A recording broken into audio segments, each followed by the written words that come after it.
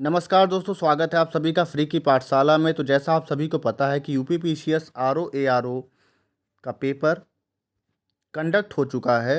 तो उसी सिलसिले में ये वीडियो है। इस वीडियो में हम डिस्कस करेंगे जो पेपर आया था उसके कौन कौन से आंसर सही है, उसके आंसर की के बारे में डिस्कस करेंगे। आप अपने आंसर को इस वीडियो के थ्रू मिला सकते हैं और आप कमेंट सेक्शन में ज़रूर बताइएगा कि आपके कितने नंबर ऑफ़ क्वेश्चन सही हुए, जिससे कि कट ऑफ एनालिसिस में मदद मिलेगी। अगर आपको वीडियो अच्छी लगेगी तो वीडियो को लाइक करिएगा, चैनल को सब्सक्राइब करिएगा और वीडियो को शेयर भी ज़रूर करिएगा, जिससे कि ज़्यादा से ज़्यादा लोग कमेंट सेक्शन में कमेंट कर सकें और एक अंदाज़ा लग सके कि किसके कितने नंबर ऑफ़ क्वेश्चन सही हैं और कट ऑफ के एक आसपास की रेंज पता चल सके।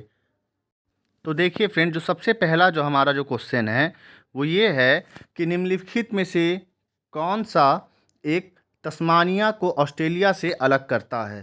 तो इसका जो आंसर है वो है ऑप्शन नंबर बी, और वो है बास जलसंधि या फिर बास स्ट्रेट। दूसरा जो हमारा प्रश्न है वो ये है कि नीचे जो स्टेटमेंट्स दिए गए हैं उनमें से कौन से स्टेटमेंट जो है सही है। तो पहला जो स्टेटमेंट ये कहता है कि ब्राज़ील दक्षिण अमेरिकी देशों में सबसे अधिक जनसंख्या रखता है। तो देखिए ये जो ऑप्शन है ये गलत है। क्यों? माफ़ करिए दोस्तों, ये जो ऑप्शन है ये ऑप्शन हमारा सही है।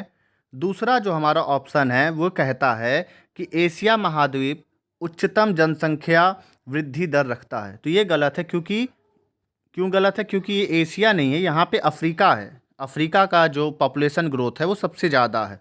तीसरा हमारा ऑप्शन ये कहता है कि अफ्रीका विश्व का सर्वाधिक सघन बसा महाद्वीप है, यानी कि डेंसली पॉपुलेटेड। तो ये भी गलत है क्योंकि ये एशिया और यूरोप हैं, ना कि अफ्रीका है।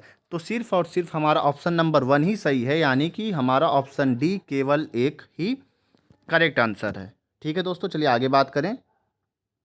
जो तीसरा जो हमारा प्रश्न है वो ये है कि निम्नलिखित युग्मों में से कौन सा एक सही सुमेलित नहीं, यानी कि कौन सा गलत है। तो देखिए यहाँ पे फसल दिया गया है और देश का नाम दिया गया है। पहला लिखा है कॉफ़ी, कॉफ़ी का उज़्बेकिस्तान, रबड़ का मलेशिया, चाय का श्रीलंका और कोको का नाइजीरिया। देखिए ये तीनों के तीनों सही हैं, लेकिन ये ऑप्शन नंबर ए हमारा ये गलत है और हमको गलत वाला ही चुनना था। तो हमारा ऑप्शन नंबर 3 ही सही हो जाएगा। ठीक है, उज़्बेकिस्तान कॉफ़ी के लिए फेमस नहीं है। चलिए आगे बात करें। अगला जो हमारा जो क्वेश्चन ये है कि निम्नलिखित में से किस वस्तु का हिस्सा भारतीय निर्यात में सर्वाधिक है। तो पहला ऑप्शन है हमारा कृषि उत्पाद, दूसरा है खनिज, तीसरा है हस्तशिल्प और चौथा है इंजीनियरिंग के सामान। तो इसमें जो है हमारा सबसे ज़्यादा जो एक्सपोर्ट का शेयर है वो है इंजीनियरिंग गुड्स का ही, यानी कि ऑप्शन नंबर डी हमारा सही है, जो कि 29% है। ठीक है दोस्तों, तो चौथे का कौन सा ऑप्शन से? चौथे का है ऑप्शन नंबर डी सही है। चलिए आगे बात करें। इसमें दोस्तों हमको पता करना है कि जो फोक डांस है, जो लोक नृत्य है, उसको मैच करना है उसके करेक्ट प्लेस ऑफ ओरिजिन से। तो देखिए यक्षगान राजस्थान, कैकोटिकल केरला, कोली महाराष्ट्र और हिमाचली कल्लू घाटी। तो देखिए इसमें जो हमारा जो ऑप्शन नंबर ए है वो गलत है। ठीक है, और हमको गलत वाला ही पता करना था। देख रहे होंगे आप नहीं लिखा हुआ है, क्योंकि यक्षगान कहाँ का है? यक्षगान है कर्नाटका का। चलिए आगे बात करें। निम्नलिखित में से किस तत्व की कमी के कारण पौधे पीले हो जाते हैं। तो इसका जो ऑप्शन सही होगा, छठवें का डी ऑप्शन सही है, नाइट्रोजन। आगे बात करते हैं फ्रेंड्स। अगला हमारा प्रश्न नंबर 7वां कहता है कि हमको सही मैच करना है। ठीक है, तो कौन कौन से ग्रंथ दिए गए हैं? विनय पिटक, सुत्त पिटक, अधिमन्य पिटक और महावंश पिटक। तो देखिए जो विनय पिटक है उसका जो है ऑप्शन ए का तीसरे से मैच है। वो बौद्ध मठ में शामिल होने वालों के लिए नियम है। ठीक है, कौन? विनय पिटक। सुत्त पिटक की अगर बात करें तो वो है बुद्ध की शिक्षाएं, और अभिधम्म पिटक में लिखा गया है दार्शनिक मामले। ठीक है, तो सी का हमारा चौथा हो गया और डी का पहला, यानी कि बौद्ध धर्म के क्षेत्रीय इतिहास। तो हमारा ऑप्शन नंबर ए जो है वो सही हो जाएगा। ठीक है दोस्तों, 7वें का। आगे बात करते हैं। आगे वाला जो हमारा प्रश्न नंबर 8 वो कहता है कि निम्नलिखित में से कौन सी एक रबी की दलहनी फसल नहीं है। ध्यान दीजिएगा। तो देखिए जो इसका जो करेक्ट आंसर है 8वें का वो है ऑप्शन नंबर बी। ठीक है दोस्तों। 9वां जो है फ्रेंड्स वो रीजनिंग का क्वेश्चन है, और आप प्रश्न देख लीजिए, मैं आपको करेक्ट आंसर बता देता हूँ। 9वें का जो करेक्ट आंसर है वो है ऑप्शन नंबर बी, यानी कि प्रातः 7:20। 10वें का अगर बात करें तो 10वें का जो करेक्ट आंसर रहेगा वो रहेगा ऑप्शन नंबर सी, यानी कि 5:29। चलिए अगला प्रश्न देखें। प्रश्न नंबर 11 ये कहता है कि विश्व शतरंज चैंपियनशिप 2024 का फाइनल किन के बीच खेला गया था। देखिए काफ़ी ज़्यादा फेमस हुआ था, डी गुकेश और डिंग लीरेन के बीच में। ठीक है दोस्तों। तो 11वें का जो करेक्ट आंसर है वो है ऑप्शन नंबर ए।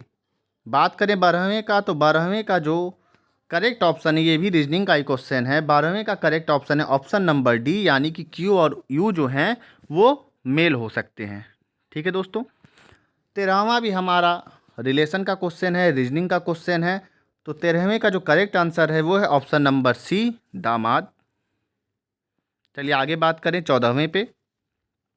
तो देखिए जो हमारा 14th नंबर का क्वेश्चन है वो ये कहता है कि 2025 में पहली बार यूनाइटेड किंगडम में कौन सा अंतर्राष्ट्रीय खेल आयोजन किया गया था जिसमें भारत और अन्य देशों की टीमों ने भाग लिया। तो ये है हमारा कबड्डी का विश्व कप। ठीक है दोस्तों। यानी कि 14वें का जो करेक्ट आंसर वो है ऑप्शन नंबर बी। 15वें की बात करें तो 2024 में जो नोबल प्राइज इन मेडिसिन मिला है विक्टर एम्ब्रोस और गैरी रुकुन को, वो इसलिए मिला है, किस लिए, माइक्रो आरएनए की खोज के लिए। यानी कि 15वें का जो ऑप्शन है वो रहेगा करेक्ट ऑप्शन है हमारा ऑप्शन नंबर डी। 16वें की बात करें तो अगस्त 2024 में दुनिया के सबसे बड़े अपतटीय पवन फार्म का उद्घाटन कहाँ किया गया है। तो इसका जो करेक्ट आंसर रहेगा 16वें का वो है option number D, United kingdom में।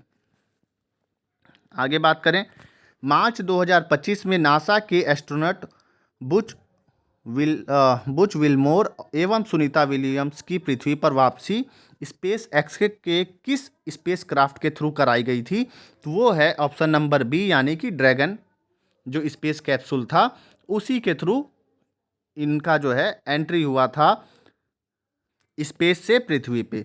आगे बात करते हैं 18वें नंबर क्वेश्चन का। तो 2024 पेरिस ओलंपिक के खेलों में 57 किलोग्राम में किसने जो है पुरुष फ्री स्टाइल में कुश्ती प्रतियोगिता में ब्रॉन्ज मेडल जीता, कांस्य पदक जीता था। तो इसका जो करेक्ट ऑप्शन है वो है ऑप्शन नंबर डी, अमन सहरावत। चलिए आगे बात करें। 19वां नंबर हमारा क्वेश्चन कहता है कि भारत के प्रथम मानव युक्त डीप ओशन मिशन का नाम क्या है। तो इसका जो नाम है वो है ऑप्शन नंबर बी, समुद्रयान। ठीक है दोस्तों। तो 19वें का करेक्ट ऑप्शन हो गया। चलिए अब आगे बात करते हैं। तो जो 2026 जो राष्ट्रमंडल खेलों का आयोजन कहाँ कराया जाएगा, क्वेश्चन नंबर 20 की बात कर रहे हैं, तो वो कराया जाएगा ग्लासगो स्कॉटलैंड में। यानी कि 20वें का जो करेक्ट ऑप्शन है वो है ऑप्शन नंबर ए। चलिए फ्रेंड्स हम बात करेंगे क्वेश्चन नंबर 21 की। तो देखिए जो सबसे पहला जो क्वेश्चन है वो ये है कि हमको कोयला क्षेत्र को राज्य से मैच करना है। तो दिया गया है उड़ीसा का तालचर, मध्य प्रदेश का सिंगरेनी, छत्तीसगढ़ का कोरबा और महाराष्ट्र का वर्धा घाटी। तो इसमें से कौन सा गलत मैच है हमको वही, यानी कि कौन सा सही सुमेलित नहीं है, यानी कि कौन सा गलत मैच है उसी को चूज करना है। तो 21वें का जो करेक्ट ऑप्शन है वो है बी ऑप्शन, मध्य प्रदेश सिंगरेनी। ये गलत है क्योंकि ये कहाँ पे, तेलंगाना में है। चलिए आगे बात करें 22 का। तो क्वेश्चन नंबर 22 की अगर बात कर रहे हैं तो कौन सा युग्म सही सम्मिलित नहीं है। तो इसमें जो है ऑप्शन नंबर सी हमारा गलत मैच है। क्यों गलत मैच है, क्योंकि ये भारत का सबसे गहरा पोर्ट नहीं है, कोलकाता वाला। ठीक है दोस्तों। तो इसका जो करेक्ट ऑप्शन है 22 का सी हो जाएगा। चलिए आगे बात करते हैं। देखिए 23वें का मैच द फॉलोइंग है। तो देखिए मानस जो है, मानस हमारा आसाम में है, नौक्रेक मेघालय में है, सिमलीपाल उड़ीसा में और अगस्तमालाई केरला तमिलनाडु में है। ठीक है दोस्तों। तो 23वें का जो करेक्ट ऑप्शन है वो रहेगा ऑप्शन नंबर सी। चलिए बात करते हैं क्वेश्चन नंबर 24 की। तो जो सबसे पहला जो हमारा प्रश्न है क्वेश्चन नंबर 24 में, मतलब इस पेज पे, वो ये है कि वर्ष 2025 में जो साइंस और इंजीनियरिंग विनोद धाम को जो पद्म भूषण मिला है वो क्यों दिया गया है? क्यों दिया गया है? Option number A, Pentium chip के लिए। ठीक है, 24वें का ए सही है। उसके बाद भारत कौन सा देश है सॉफ्ट लैंडिंग करने वाला चंद्रमा पे? तो वो चौथा देश है। ठीक है, इससे पहले कौन कौन कर चुके हैं? रसिया, यूएस, चाइना। ठीक है, और उसके बाद इंडिया का नंबर आता है। लोकसभा चुनाव कितने फेज में कराया गया था? 26वें का बात कर रहे हैं, तो 7 चरणों में कराया गया था लोकसभा का चुनाव 2024 में। 27वें की अगर बात करें तो सन 2025 में पद्म विभूषण का पुरस्कार कितने लोगों को दिया गया है? तो 7 लोगों को दिया गया है। 27वें का करेक्ट ऑप्शन हो जाएगा हमारा ऑप्शन नंबर सी। 28वें की बात करते हैं, रुक जाइए थोड़ा क्लियर कर दें। तो देखिए 28वें में निम्नलिखित में से कौन सा निर्यात प्रसंस्करण प्रोसेसिंग क्षेत्र है, यानी कि एक्सपोर्ट प्रोसेसिंग जोन? तो बेंगलुरु नहीं है, कानपुर नहीं है, दिल्ली भी नहीं है, फाल्टा सेज लिखा है ना, तो देखिए इसका मतलब ही होता है स्पेशल इकोनॉमिक जोन, जो SEZ जो लिखा हुआ है। ठीक है, तो ये कहाँ पे है? वेस्ट बंगाल में है। तो 28वें का करेक्ट ऑप्शन हो जाएगा ऑप्शन नंबर डी। चलिए 29वें की बात करते हैं। उत्तर प्रदेश सरकार द्वारा जीरो पॉवर्टी अभियान कब शुरू किया गया था? तो उत्तर प्रदेश सरकार द्वारा जीरो पॉवर्टी अभियान शुरू किया गया था 2 अक्टूबर 2024, यानी कि हमारा ऑप्शन नंबर बी सही है, 29वें का बी। चलिए 30वें प्रश्न की बात करें तो भारत सरकार ने नागरिकों के पर्यावरण के अनुकूल जीवन शैली अपनाने हेतु किस पहल की शुरुआत करी है? तो ये जो हमारा 30वें का करेक्ट ऑप्शन है वो है option number B, mission life. देखिए यहाँ पे जो लाइफ है ना, LIFE, इसका मतलब ही है लाइफ स्टाइल फॉर इन्वायरमेंट। तो अगर आपको फुल फॉर्म भी पता होती तब भी आप करेक्ट ऑप्शन पे तक पहुँच जाते हैं। अगले बात करें 31वें का, तो किसको मेजर ध्यानचंद खेल रत्न पुरस्कार दिया गया है? तो ये दिया गया है इस साल 2024 में डी गुकेश को। किसको दिया गया है? डी गुकेश। चलिए आगे बात करें हमारा 32वां जो प्रश्न है उसके बारे में। तो 32वां प्रश्न हमारा कहता है कि कौन सा जल में घुलनशील विटामिन है? तो विटामिन बी और सी जल में घुलनशील है। ठीक है, तो 32वें का जो करेक्ट ऑप्शन है वो है ऑप्शन नंबर सी। 33वें का जो हमारा जो असर्शन और रीजनिंग का प्रश्न है, तो इसमें जो पहला जो कथन है वो कहता है कि अभ्युचर ऑक्सीकृत तथा अनऑक्सीकृत रक्त को मिलने को सह सकते हैं, यानी कि amphibian can tolerate mixing of oxygenated and deoxygenated blood. अब जो रीजनिंग दिया गया है वो कहा गया है कि जो उभयचर जो हैं उनके पास 2 कक्षीय हृदय वाले प्राणी, यानी कि amphibian are animal with 2 heart chamber. तो ये जो है ये हमारा कथन गलत है। गलत क्यों है? क्योंकि जो एम्फीबियन है वो 3 चैम्बर्ड हैं। तो 32वें का जो हमारा जो ऑप्शन नंबर सी है, ठीक है, क्योंकि ए सही है और आर हमारा जो है वो गलत है। आगे बात करें निम्नलिखित में से मस्तिष्क का कौन सा भाग को लघु मस्तिष्क कहा जाता है? तो वो ऑप्शन नंबर बी को कहा जाता है, सेरेबेलम को। ठीक है दोस्तों, आगे बात करते हैं कि नॉक-नी सिंड्रोम जो है किसके वजह से होता है? तो वो होता है फ्लोराइड की वजह से, फ्लोराइड के प्रदूषण के कारण होता है। 36वें की बात करें तो रक्त किस प्रकार का कोशिका है? तो ये कनेक्टिव टिश्यू होता है, संयोजी ऊतक होता है। ठीक है दोस्तों, 36वें का ऑप्शन नंबर ए हमारा सही ऑप्शन है। चलिए आगे बात करें।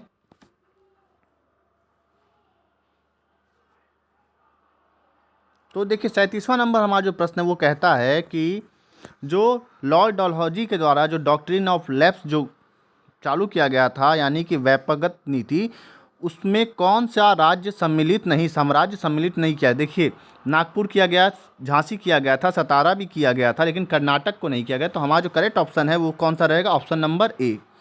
आगे बात करते हैं भारतीय राष्ट्रीय कांग्रेस के गठन समय कौन गवर्नर जनरल था? तो वो थे लॉर्ड डफरिन, यानी कि ऑप्शन नंबर बी हमारा सही ऑप्शन है। 38 का हमारा ऑप्शन नंबर बी होगा। ठीक है, 39वें की अगर बात करें तो बम्बई में अखिल भारतीय ट्रेड यूनियन कांग्रेस के पहले अधिवेशन की अध्यक्षता किसने की थी? तो लाला लाजपत राय ने की थी, यानी कि 39वें का जो करेक्ट ऑप्शन है वो है हमारा ऑप्शन नंबर बी। 40वें की बात करते हैं तो बनारस का जो सेंट्रल हिंदू कॉलेज है, जो बाद में बनारस हिंदू विश्वविद्यालय बना, उसकी स्थापना किसने करी थी? तो वो करी थी एनी बेसेंट ने। 40वें का ऑप्शन नंबर सी हमारा करेक्ट ऑप्शन है। 41वें की बात करें तो भारतीय राष्ट्रीय कांग्रेस का प्रथम अधिवेशन कहाँ संपन्न किया गया था? तो बम्बई में किया गया था। ठीक है दोस्तों, चलिए आगे बात करते हैं 42 का। तो किस वर्ष में उत्तर प्रदेश राज्य जैविक प्रमाणीकरण एजेंसी की स्थापना की गई थी? तो ये जो करी गई थी वो करी गई थी 2007 में। तो हमारा 42 का जो करेक्ट ऑप्शन है वो रहेगा ऑप्शन नंबर ए। चलिए अब आगे बात करते हैं 43 की।